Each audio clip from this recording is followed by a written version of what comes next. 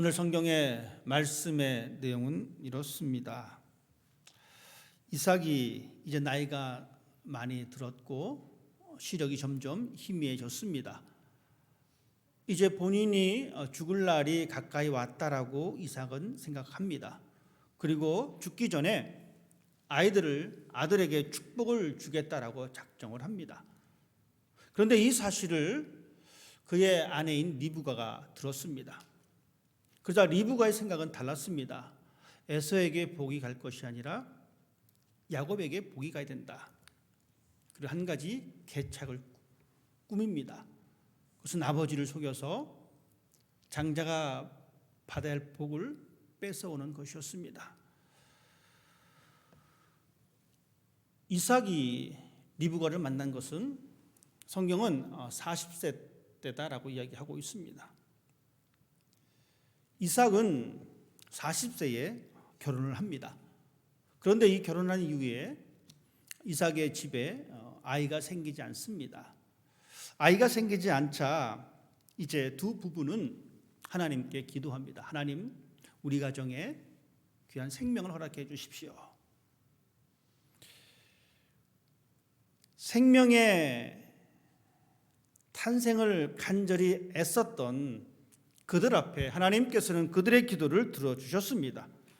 하나님은 간구하는 자의 기도를 들으신다라고 하는 것을 우리가 볼 수가 있습니다. 하나님께서는 그들의 기도를 들어주시고 그들에게 생명을 허락해 주셨습니다. 또한 우리는 이곳에서 우리의 생명의 주인은 하나님이심을 다시 한번 고백할 수밖에 없습니다. 여러분, 생명의 주인은 하나님이십니다. 하나님께서 생명을 주셨고 또한 우리는 그 생명을 받고 살아가는 존재입니다. 그렇기 때문에 우리들은 우리의 생명을 소중하게 생각해야 합니다. 왜냐하면 이 생명은 비록 내가 지금 소유하고 있지만 내 것이 아닌 하나님의 것이기 때문입니다. 하나님께서는 이제 이삭 집안에 생명을 주셨는데 쌍둥이를 주셨습니다. 쌍둥이가 그 리브가의 뱃속에 있을 때에 하나님은 또한 리브가에게 그렇게 말씀하십니다. 두 국민이 내 태중에 있구나. 두 민족이 내 복중에서 나누어질 것이다. 이 족속이 저 족속보다 강하겠고 큰 자가 어린 자를 섬길 것이다. 뱃속에 쌍둥이가 있는데 이 쌍둥이를 통해서 큰 민족이 두 민족으로 나눠질 텐데, 그런데 적은 자가 오히려 대접을 받는다라고 이야기합니다. 즉 큰 자가 적은 자를 섬길 것이다 라고 이야기합니다. 하나님께서 생명을 주셨고 이 생명이 드디어 이 세상에 나왔습니다. 이름이 에서와 야곱입니다. 40세에 결혼해서 이 쌍둥이를 낳을 때가 60세입니다. 20년 동안입니다. 간절히 기다리고 사모했던 아이들입니다. 여러분, 그때 드렸던 그 기도, 어쩌면 이삭과 리브가는 그 기도를 잊을 수가 없습니다. 그리고 그 아이를 임신했을 때에 하나님께서 주셨던 그 말씀 또한 마찬가지입니다. 그 말씀을 잊을 수가 없습니다. 큰 아이가 적은 아이를 섬길 것이다. 보통은 적은 아이가 큰 아이를 섬기는 것이 맞는데 하나님께서는 뒤집으셨습니다. 그러니 여러분, 이 쇼킹한 사건을 어떻게 쉽게 잊을 수가 있겠습니까? 이 아이들이 성장합니다. 성장해서 에서는 사냥꾼이 되었습니다. 그는 들로 산으로 다니면서 짐승들을 잡고 그 짐승을 잡은 그것을 가지고 요리를 해서 아버지를 대접했습니다. 이삭은 그렇게 아들의 그 호의를 받고 지냈습니다. 반면에 동생 야곱은 그렇지 못했습니다. 야곱은 어머니를 도와서 집에 있는 것을 좋아했습니다. 쉽게 말씀드리면 에서와 야곱은 전혀 상반된 캐릭터를 가지고 있습니다. 한 사람은 상당히 활동적이고 한 사람은 상당히 내성적인 사람입니다. 한 사람은 야생을 뛰어다니면서 짐승을 쫓아다녔던 사람이고 한 사람은 그냥 집에서 어머니를 도우면서 지냈던 사람입니다. 이삭은 에서가 사냥한 고기를 좋아하고 에서를 사랑합니다. 반면에 리브가는 집안에서 아무래도 자기를 잘 돕고 있는 야곱에게 마음이 갈 수밖에 없습니다. 그래서 리브가는 야곱을 더 사랑합니다. 그러니 남편 이삭이 에서에게 축복하려고 할 때에 그 소리를 듣고 있던 리브가는 자기가 더 사랑하는 야곱에게 그 복을 주려고 했던 것입니다. 우리는 이것을 편애다라고 이야기합니다. 이삭은 에서를 편애했고 리브가는 야곱을 편애했습니다. 이것이 문제였습니다. 물론 이삭은 또한 리브가는 자신의 감정에 솔직한 사람입니다. 내 마음에 에서가 더 가니까 그 에서를 더 챙길 수밖에 없습니다. 내 마음에 야곱이 더 가니까 그 야곱을 챙길 수밖에 없습니다. 그렇지만 우리가 여기서 생각할 것은 자신의 감정에 솔직한 것은 맞지만 그 감정에만 충실할 수 없다라는 이야기입니다. 더 큰 것을 위해서 때로는 우리는 우리의 감정을 포기할 줄 알아야 합니다. 그런데 우리는 그렇지 못합니다. 더 큰 것은 둘째치고 일단 내 감정이 중요하다고 생각합니다. 그래서 그것만 붙잡고 갑니다. 하지만 감정보다 더 중요한 것이 있습니다. 우리는 예수 그리스도를 믿는 사람입니다. 그렇다면 우리의 감정보다 중요한 것이 있다는 것을 알아야 합니다. 감정보다 중요한 것이 바로 신앙입니다. 감정보다 중요한 것이 믿음입니다. 그런데 우리는 신앙보다 감정을 더 우선시합니다. 믿음보다 감정을 더 우선시합니다. 물론 감정을 다 완전히 배제하라고 하는 말씀은 아닙니다. 우리의 감정 소중합니다. 하지만 그리스도인들이라면 우리는 이 감정보다 신앙이 더 중요함을 알아야 합니다. 감정보다 믿음이 더 중요함을 알아야 합니다. 왜냐하면 우리의 믿음은, 우리의 신앙은 우리의 영혼과 관련이 되어 있기 때문에 그렇습니다. 이 세상에 생명보다 중요한 것이 무엇입니까? 이 말은 이 세상에 영혼보다 중요한 것은 없다라는 이야기입니다. 하나님은 우리의 영혼을 사랑하셔서 그의 아들 예수 그리스도를 우리에게 주셨습니다. 그리고 그 아들 죽기까지, 십자가에 죽기까지 우리를 위해서 보내주셨습니다. 우리의 감정을 위해서 하나님은 자신의 아들을 포기하신 것이 아닙니다. 우리의 영혼을 위해서 하나님께서는 그의 아들을 우리에게 주신 것입니다. 그렇기 때문에 우리는 우리의 우선순위를 감정에 둘 것이 아닙니다. 우리의 우선순위를 영혼에 두어야 합니다. 우리의 우선순위를 믿음으로 두고 살아가는 사람이 되어야 합니다. 이삭은 커다란 실수를 저질렀습니다. 그는 에서를 너무 사랑한 나머지 하나님의 말씀을 외면했습니다.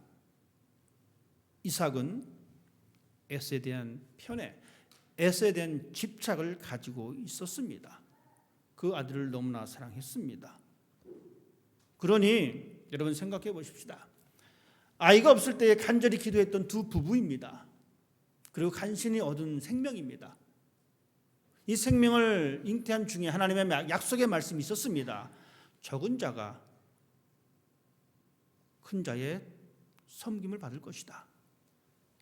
하나님의 약속은 적은 자였다라고 분명히 말씀해 주고 있습니다. 즉 하나님의 약속의 언약의 자식은 야곱입니다.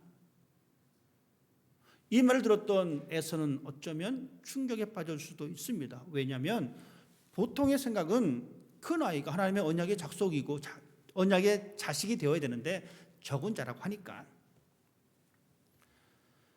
하지만 이삭은 그런 하나님의 말씀을 잊어버렸습니다.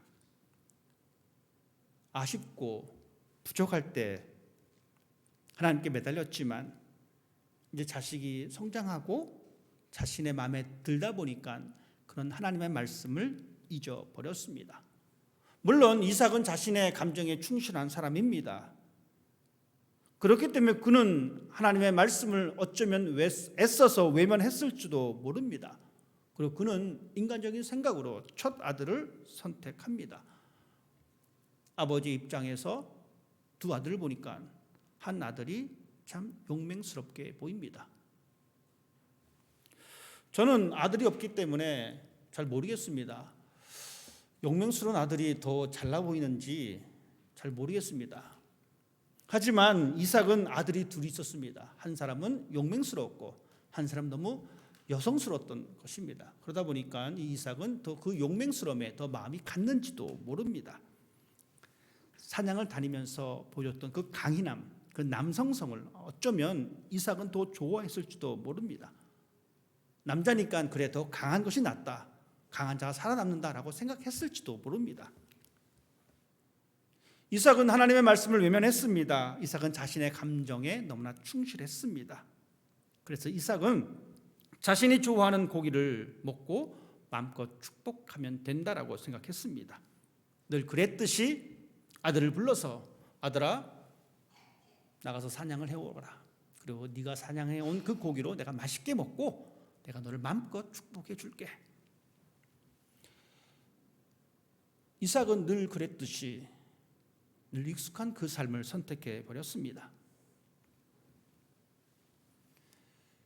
그 결과가 어떻게 될지도 모른 채, 물론 사람은 감정의 동물입니다. 자신의 감정에 솔직해야 합니다. 그렇지만 그 감정도 우리는 하나님의 관점에서 다시 해석해야 합니다. 이것이 우리의 신앙의 모습이어야 합니다. 내 감정에 솔직해야 되는데 이 감정을 내 생각으로만 밀고 나갈 것이 아니라 하나님의 관점에서 재해석해야 합니다. 우리는 그리스도인이기 때문에 그렇습니다. 우리는 예수 안에서 다시 태어났기 때문에 그렇습니다. 그렇기 때문에 우리는 우리가 누리는 이 모든 것들을 하나님의 관점에서 해석해야 합니다. 삼풍백화점이 무너졌습니다. 수년 전의 일입니다. 수많은 사람들이 졸지에 생명을 잃었습니다. 많은 사람들이 원망하고 한탄하고 있을 그때에 저는 신문을 통해서 한 사람의 인터뷰를 본 적이 있습니다. 그는 그 자신의 딸이 미국에 있다가 한국에 이제 볼 일이 있어서 여행차 왔는데 마침 그 시간에 삼풍백화점이 있었고 다시는 돌아오지 못하는 그것을 경험했습니다. 그 사람은 인터뷰를 통해서 이렇게 이야기합니다. 하나님의 이름을 드러냅니다. 똑같은 아픔이지만 어떤 사람은 원망하고 불평 가운데 지내지만 어떤 사람은 하나님의 선하심을 드러내고 있습니다. 이것이 신앙인의 모습입니다. 우리는 그리스도 안에서 다시 하나님의 관계에서 재해석해야 합니다. 우리의 감정을 예수의 이름으로 재해석해야 합니다. 이것이 신앙인의 올바른 모습입니다. 왜냐하면 우리는 예수 안에서 다시 태어났기 때문에, 우리는 하나님의 나라를 상속받은 사람이기 때문에, 우리는 물과 성령으로 거듭난 사람이기 때문에 우리의 감정을 기쁨과 분노와 슬픔과 억울함, 이 모든 것들을 하나님의 관계 속에서 재해석해야 합니다. 내 방법으로는 하나님의 약속의 말씀을 이룰 수가 없습니다. 이삭은 자신의 방법으로 하나님의 약속을 이루려고 생각했습니다. 하지만 절대로 그럴 수 없습니다. 우리는 우리의 방법이 아니라 하나님의 방법으로 하나님의 약속을 이루는 사람이 되어야 합니다. 하나님의 방법이 무엇입니까? 오른밤을 맞으면 왼밤을 대는 것이 하나님의 방법입니다. 죽이자고 덤벼들면 그냥 죽는 것이 하나님의 방법입니다. 우리는 이 방법을 이해할 수 없습니다. 왼뺨을 맞았습니까? 적어도 여러분 그 한 대는 더 때리셔야죠. 여러분을 죽이려고 달려듭니까? 내가 죽는 한이 있어도 같이 죽어야죠. 이것이 사람들의 방법입니다. 이것이 우리들이 생각하는 한 가지 방법입니다. 하지만 하나님은 그렇지 않습니다. 하늘의 밀이 땅에 떨어져 썩어야 된다라고 말씀해 주고 있습니다. 이해하기 힘듭니다. 받아들이기 힘듭니다. 하지만 정답은 정해져 있습니다. 이것이 하나님의 방법이다라고. 이제 여기서 우리의 갈등이 있습니다. 내 방법이 있는데 굳이 하나님 방법을 써야 될까? 우리는 우리의 감정에 의해서 내 방법으로 하나님께서 우리에게 하신 것들을 이룰 수 있다라고 하는 착각 속에 살아갈 때가 참 많이 있습니다. 그렇기 때문에 우리는 이렇게 생각합니다. 그래, 그 약속은 있는 건 아는데 내 감정이 우선이지 라고 하면서 하나님의 말씀을 중요하게 생각하지 않습니다. 하나님의 뜻보다 자신의 뜻을, 자신의 생각을 고집할 때가 많이 있습니다. 왜냐하면 우리는 그 결과를 알지 못하기 때문에 그렇습니다. 이것이 우리가 가지고 있는 한계성이기도 합니다. 오늘 우리는 이삭의 모습을 통해서 내 생각과 내 뜻을 앞세우지 말아야 될 것을 다시 한번 생각해 볼 수가 있습니다. 신약 성경에 보면 베드로가 등장합니다. 예수님께서 승천하신 이후에 이제 사도행전에 보면 제자들의 활동에 대한 이야기가 나옵니다. 하루는 베드로가 기도 시간이 되어서 기도하고 있었는데 기도하는 가운데 환상을 보게 됩니다. 어떤 환상을 보게 되면 하늘에서부터 한 그릇이 내려오는데 보자기에 쌓여진 이 그릇이 내려옵니다. 베드로가 보니까 그 안에 어떤 것이 있냐면 네 발 달린 짐승과 기는 것들, 날아다니는 것들이 그것들이 있습니다. 이것을 본 베드로는 이것은 부정한 것이구나 금방 압니다. 왜냐하면 그는 그렇게 교육을 받았기 때문에. 즉 이 접시에 담긴 것들은 부정한 음식입니다. 그런데 소리가 나기를 베드로야 이것을 먹어라 라고 얘기합니다. 베드로가 대답하죠. 먹을 수 없습니다. 왜요? 이것은 부정한 음식이기 때문에 절대로 유대인들은 먹지 못합니다. 그는 그렇게 알고 지냈습니다. 다시 음성이 들립니다. 야, 내가 이것을 깨끗하게 했으니까 먹어. 베드로가 말합니다. 아닙니다. 저는 못 먹습니다. 세 번째 다시 음성이 들립니다. 베드로야, 내가 이것을 깨끗하게 했으니까 먹어라. 베드로가 세 번씩이나 거절합니다. 우리는 충분히 베드로를 이해할 수가 있습니다. 왜냐하면 이렇게 부정한 음식은 2000년 동안 먹질 않았습니다. 여러분, 설날이 되면 어떤 음식을 먹습니까?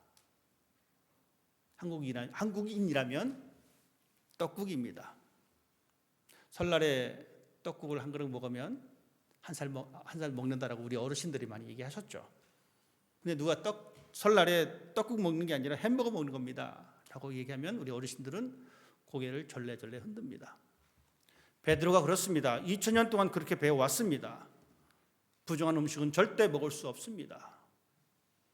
2000년 동안 지켜왔던 방법입니다. 그들의 신앙을 지켜왔던 방법입니다. 그런데 하나님께서 깨끗하게 했으니 먹으라라고 말씀하셨습니다. 그리고 베드로는 이 말씀을 듣고 나가서 이방인에게 복음을 증거합니다. 그래서 복음이 이방인에게 전파됩니다. 사람의 방법은 아닌데 하나님의 방법은 그렇다라고 말씀하십니다. 사람의 방법은 유대인에게만 복음이 필요한데 이방인에게는 복음이 필요 없는데 하나님은 아니다라고 말씀하십니다. 하나님의 방법대로 베드로가 나아갔을 때에 이방인들이 복음을 받아들였습니다. 그의 아내 리브가입니다. 리브가는 하나님의 말씀을 기억한 것 같습니다. 이삭이 에서에게 말하는 것, 너가 나가서 사냥하고 오면 내가 이것을 맛있게 먹고 내가 너한테 축복해 줄게, 이 말을 엿들었는지 아니면 우연히 들었는지는 모르겠지만 들었습니다. 그러니 그녀는 하나님의 말씀을 듣고 그래, 하나님께서 큰 자가 작은 자를 섬긴다라고 하셨으니까 당연히 적은 자에게 복이 가야 될 거야, 이렇게 생각했는지도 모릅니다. 하지만 그녀 역시 마찬가지입니다. 자신의 감정에 너무나 이끌린 사람입니다. 만약에 하나님의 말씀을 기억했다라면 그녀는 그의 남편을 찾아갔어야 했습니다. 그리고 말했어야 합니다.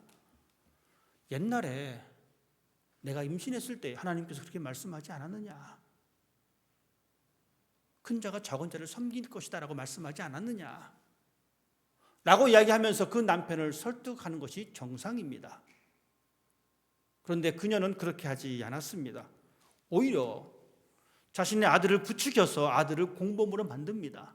야, 이번에 우리가 아버지를 한번 속여보자. 야곱이 이야기했죠.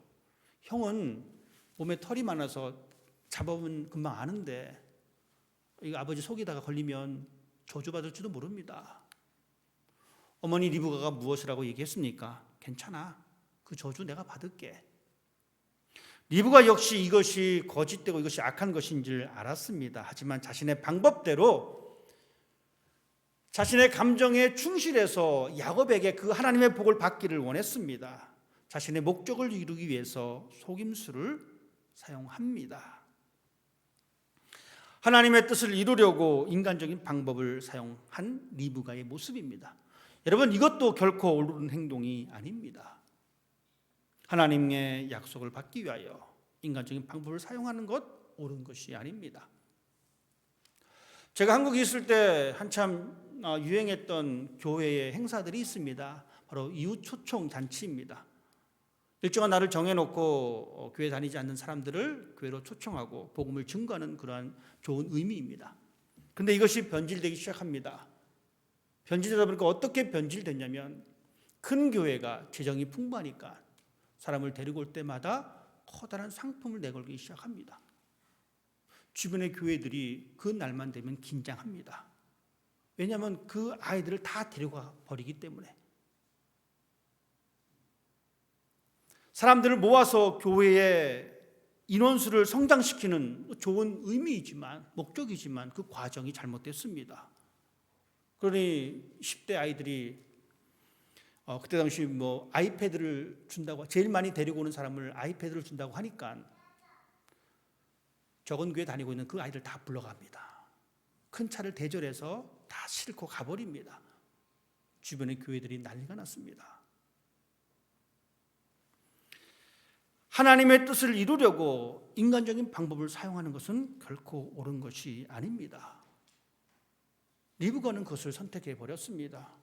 하나님의 약속을 알았기에 그 약속을 이루려고 그는 거짓을 동원합니다. 목적이 선하다면 수단도 옳은 것이 되어야 합니다.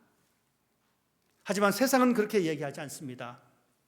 네 목적이 선하기 때문에 네가 하는 그 방법도 괜찮아 라고 이야기합니다. 하지만 우리는 그렇게 해서는 안 됩니다. 하나님의 뜻을 이루기 위해서는 하나님이 원하시는 방법이 무엇인지, 하나님의 선한 방법이 어디 있는지 찾는 사람이 되어야 합니다. 물론 그것을 찾지 못할 때가 있습니다. 우리가 지혜가 부족해서 찾지 못할 때도 있습니다. 하지만 그럴 때 우리는 기다려야 합니다. 어떤 사람이 이렇게 이야기할 수도 있습니다. 기다리라고요? 내가 지금 당장 죽을 것 같은데? 쉽게 죽지 않습니다. 우리는 기다려야 합니다. 이스라엘의 첫 번째 왕 사울 왕이 있습니다. 그는 블레셋과의 전쟁을 치르게 됩니다. 전쟁을 치르려고 하다 보니까 정탐꾼을 보내서 적들이 얼마나 있는지 살펴보게 하니까 성경은 기록하기를 바다에 모래같이 많다라고 기록하고 있습니다. 엄청 많다는 이야기예요. 수많은 이 적군들이 이제 치려고 옵니다. 그러니 이것을 들었던 이 군인들의 마음이 어떻겠습니까? 불안할 수밖에 없습니다. 우리가 좀 많으면 확률이 있을 텐데 우리가 너무나 극소수입니다. 그러니 군인들이 불안해합니다. 불안해하니까 점점 한 명씩 두 명씩 도망자가 생깁니다. 이스라엘은 전쟁을 하기 전에 하나님 앞에 제사를 드렸습니다. 하나님의 뜻을 물었습니다. 그래서 사무엘이 내가 3일날 가겠다라고 이야기합니다. 그런데 그 기간이 돼도 오지 않습니다. 얼마나 더 불안하겠습니까? 점점 흩어지는 군인들이 더 많았습니다. 이 상황을 지켜봤던 사울 왕은 급했습니다. 그는 부득불 이 백성들의 마음을 추스리기 위해서 제사를 지냅니다. 제사를 지내는 것이 이 백성들의 마음을 편안하게 만드는 방법입니다. 이 사람들을 한 곳으로 모을 수 있는 방법입니다. 그렇지만 이 행위가 하나님 앞에서 책망이 됩니다. 백성들을 위로하고 백성들에게 한 마음을 품을 수 있는 방법이 제사인데, 그래서 사울은 이 제사를 드립니다. 하지만 하나님은 이 제사를 지낼 때에 제사장이 제사를 지내도록 하셨습니다. 이것이 하나님의 방법입니다. 그런데 사울은 제사는 좋은 거니까 내가 제사를 지내겠다라고 했습니다. 하나님께서는 이것을 책망하십니다. 기억하십시다. 목적이 선하다면 우리의 과정도 선해야 합니다. 이웃의 것을 뺏어서 다른 사람에게 도움을 줄 수는 없습니다.